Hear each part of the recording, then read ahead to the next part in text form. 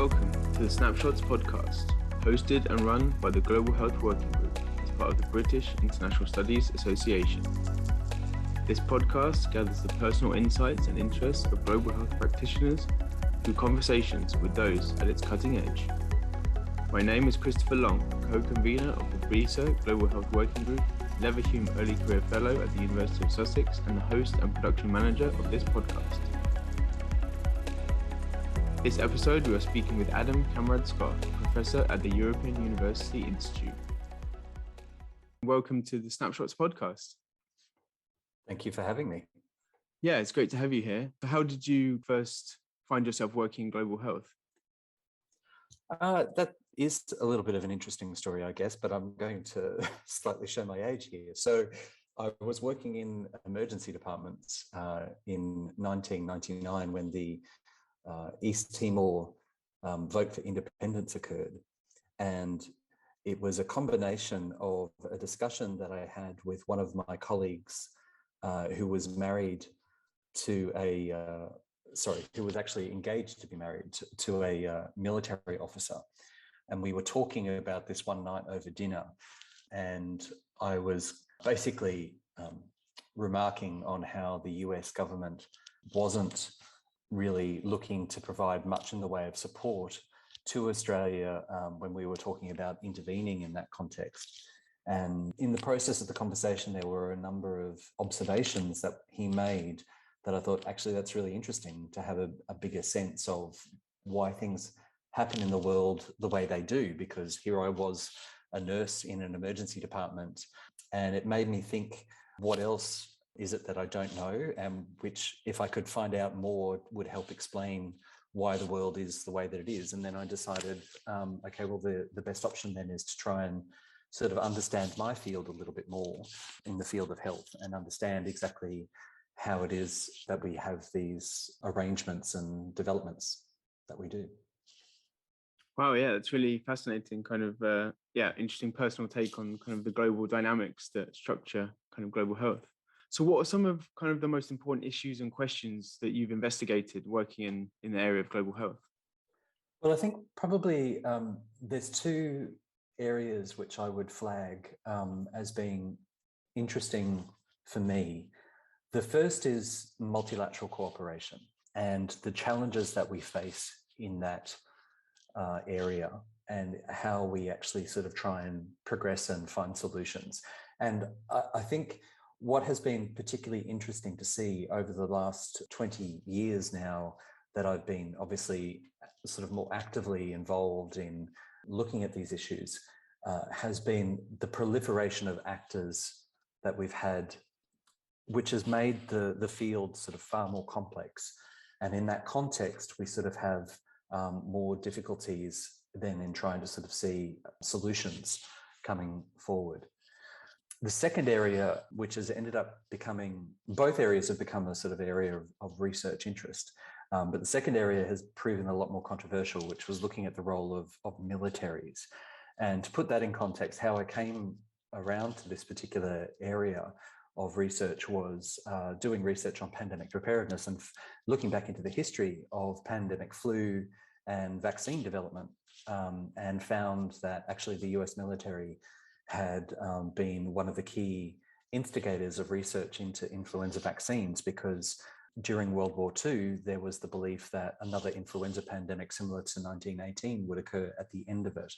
And it was only after the end of World War II, when that didn't occur, that the US military then handed over the sort of research and responsibilities to the civilian sector. But obviously, since that time, we've seen militaries continue to do a lot of research behind the scenes, looking for things like vaccines and antiviral treatments and other sort of arrangements, obviously, because they send their troops into harm's way. And that's ended up being interesting as well, because it is a very controversial topic. And it's one that I've found a lot of my peers and colleagues don't really want to look at or enjoy, or they've got a principled opposition to looking at this issue. Wow, yeah, that's really interesting. I can see obviously some links to the way you found yourself in this field, definitely to kind of the new multilateral cooperation as well. So what particularly draws you to this area of kind of military maybe private sector interaction in light of maybe some of your colleagues? Well, I think that, it's always a great example, right? Wherever there's controversy, it's usually an indication that there's something worth looking at. And what I found, particularly when it comes to looking at work and research around civil-military cooperation in health, is that there's a lot of anecdotal evidence. There's multiple instances, and you can look at the academic literature, whereby you often sort of have military officers that are writing sort of nice, fuzzy, warm stories about the public health programs that they've implemented, and everything went tremendously well and wasn't that wonderful. And then on the reverse side, you have often sort of NGOs and humanitarian organizations lamenting the involvement of militaries and how things went wrong when they got involved. And what you sort of see is that when you look at the literature, particularly prior to the West African Ebola outbreak, it was largely just comprised of anecdotal stories and a lot of ad hoc pieces of data. And there was nothing really there consistent or detailed that you could sort of look at and say, is this a bad thing? Is it a good thing?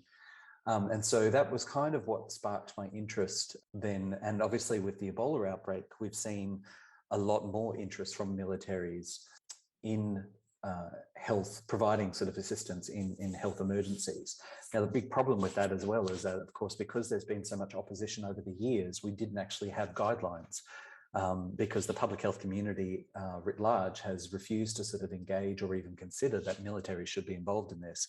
And so as a result, there was a big lacuna when Ebola happened and there was no sort of real clear guidelines. And as a result of that, we saw militaries doing vastly different things in the different affected countries. And so that again then really sparked my interest of like, okay, well, look, militaries, governments will deploy militaries irrespective of what academics say. I mean, we often like to think that we have an impact on policy, but at the end of the day, governments will do this. And so my position on that was one of pragmatism, trying to find, if governments are going to do this, let's work out where the red lines are. Let's work out exactly what they can do and where are the areas where they really should not get involved. And so that sort of drove that research, which has been a big part of my research activities for the last decade now. Oh, yeah, that's really fascinating. And so, yeah, it seems like quite a difficult area to get involved with. Have you found that there's been particular obstacles, or have you had to develop ways of navigating this area, this kind of military-civilian cooperation? Yeah, look, one of the interesting things that I often find in particular with this area is that oftentimes military personnel will come out with statements of like, well, unless you've served in the military, you can't possibly understand what we go through.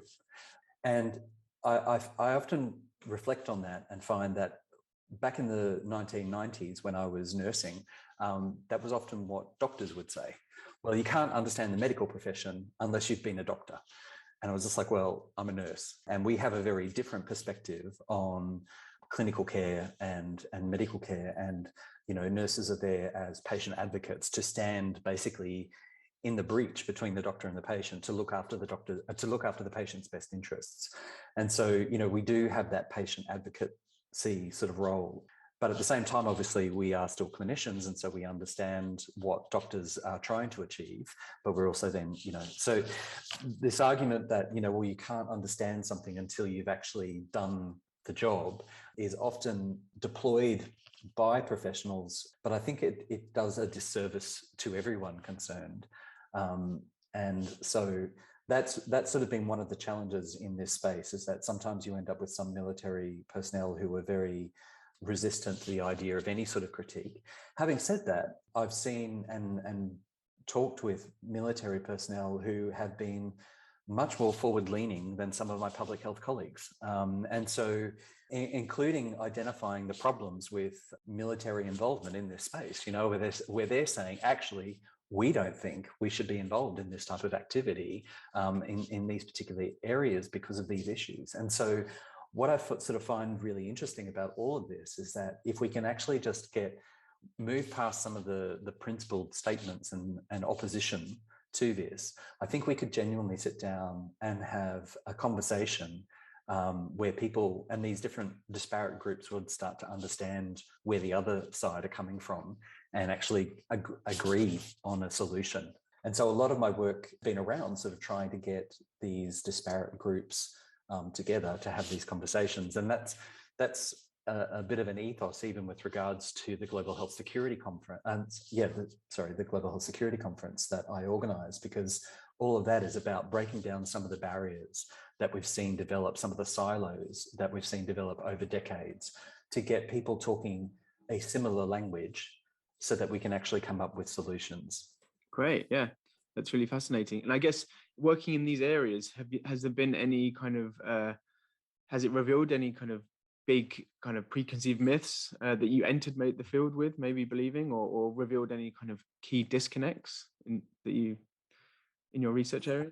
Yeah, I mean, I think probably, again, if I was just to deal with the military side of the work there, I think it would probably be best characterized by a German Red Cross humanitarian worker that I interviewed when I was in West Africa during Ebola, because the German Red Cross had deployed with the German military and they were running the severe temporary infection treatment unit. So they were actually dealing with non-Ebola cases, because obviously healthcare services had been so disrupted by Ebola.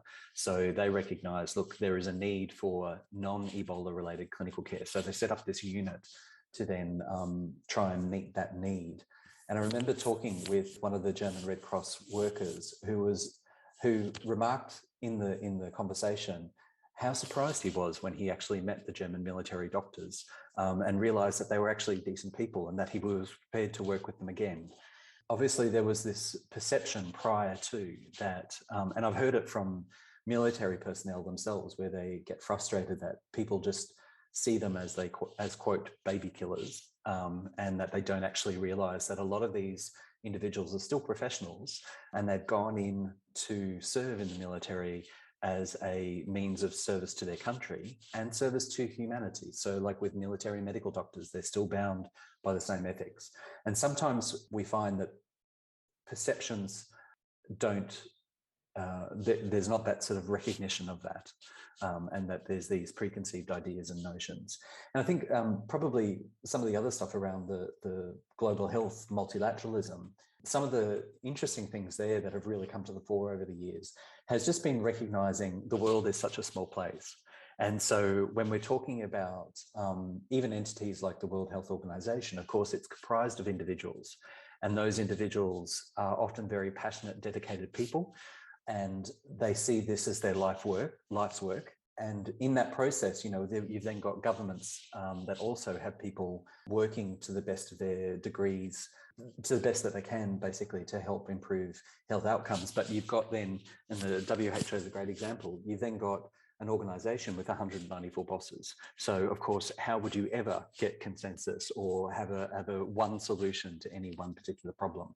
And that's the nature of our world. And that's why it's such a fascinating area to sort of research and get our teeth into, because everyone's got different ideas on what the best way forward is. And a lot of those ideas are legitimate. When you sort of talk to people and understand where they're coming from, you go, oh, okay, yeah, I see. That's a very good rationale for why you're holding out on this particular issue in this way.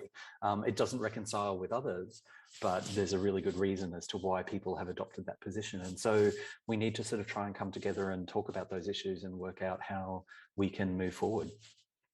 Yeah, that's really, really interesting, and can see how your kind of experience and background as a nurse and health worker maybe gives you really interesting insight into those different perspectives and how they can be broken down.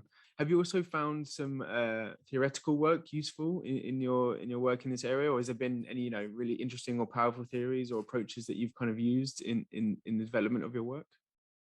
Yes, I mean, I've often struggled with theoretical frameworks in terms of how I would classify myself.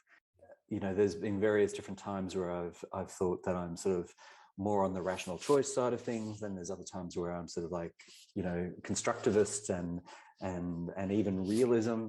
Obviously, with COVID-19, it's been such a significant event, which is going to really reshape global health for decades to come. But at the same time, we've been reflecting, Sarah Davies, Simon Rushton and myself have been reflecting on the book that we wrote in 2015, talking about the significance of and importance of norms. And then, of course, what we've seen with COVID-19 has been much more sort of realpolitik, I guess.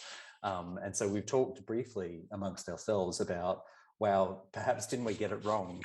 and I think that's going to be one of the interesting reflections moving forward for the world of global health. I think I'd say this sort of as a broad sort of commentary on our subdiscipline of the politics of global health is that I think there's a lot of people, a lot of us working in the international relations space have tended to sort of adopt these frameworks around norms and constructivist approaches.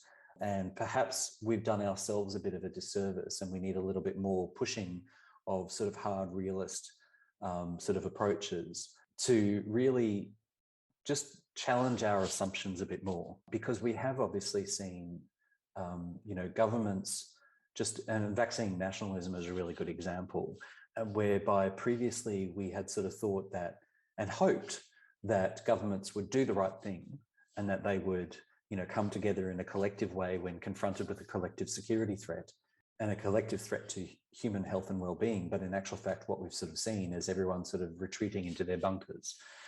And when you look back at the writing prior to sort of COVID, from a theoretical perspective, you don't see a whole lot of realist critiques in there. And the critiques that did come out were often heaped upon by people as being sort of, too negative or whichever, that we'd moved past that. That was the general sort of sense. And I think certainly what we've sort of seen play out during COVID-19 would be challenged to that worldview. And I think hopefully now we will see a little bit more engagement and critical reflection on the theoretical frameworks that we utilize in this field. Not saying, though, that we throw everything out with the bathwater and all become hard realists, because I don't think that's the solution either, because even now, dealing with various different governments that I'm working with in an advisory sort of capacity, we're still seeing a lot of this desire coming to the fore about the need for better cooperation. It's just the problem is that no one's really quite sure how to get there.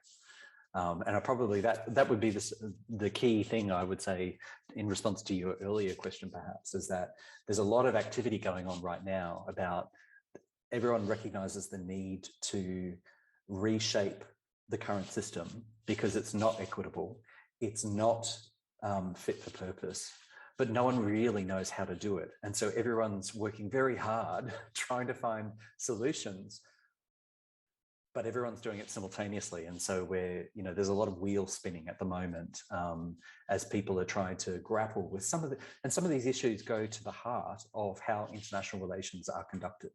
And until you sort of see a breakthrough in that, it's hard to envisage that there's going to be some major new revelation of how the world is going to be made healthier and safer. But we're trying, and everyone's trying to sort of try and come up with better solutions. Yeah, that's really interesting. And just to finish then, thinking about things as we move forward, I mean, obviously you mentioned the reaction to COVID and, the issue of international collaboration versus states' interest. Do you have any other ideas or interests or interesting things that you'll be working on in the future, or any other key events and key issues that you see in the area of global health as we move forward? Yeah, look, I think there's going to be a lot of interesting developments, even in the next few weeks, coming out from governments and policymakers and proposals about what needs to happen to reshape the global health architecture and financing. Obviously, we're already seeing some of that with new proposals. For instance, the one that's just been sort of floated around the new pandemic financing facility in the World Bank and others. And I think conceivably we're in for a bit of change. But at the same time, I'm not especially optimistic, I guess, that we're going to see this new sort of post-Westphalian world emerge where everything is all the problems are solved.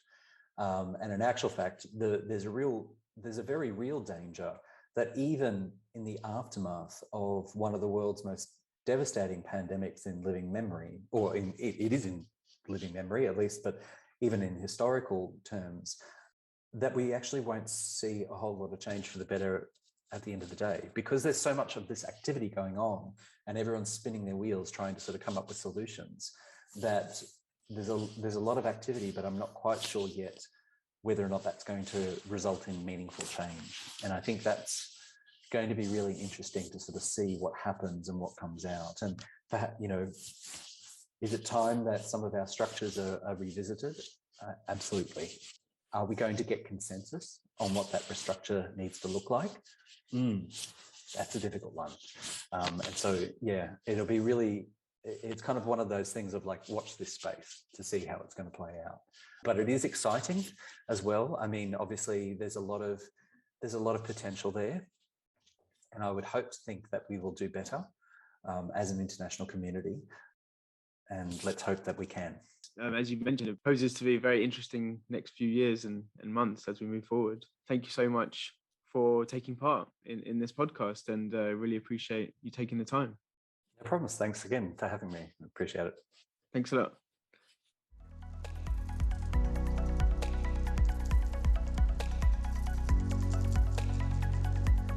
Thank you for joining us for this episode of the Snapshot podcast. Please see the show notes for more information on our guest.